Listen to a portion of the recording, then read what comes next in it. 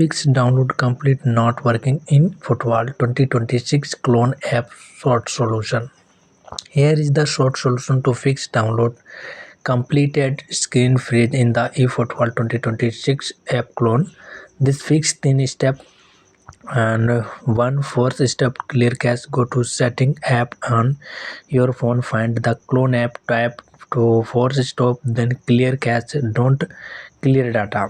Second, use a VPN, launch the app with a VPN active, select a server, close the supported region like Japan and South Korea to bypass regional and server backs.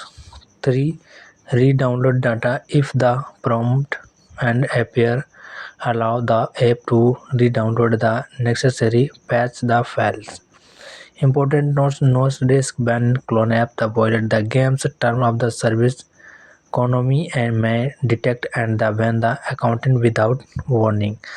If stick in stock and try switching to the official app and reinstalling, ensure your account is linked via extra support data linking first.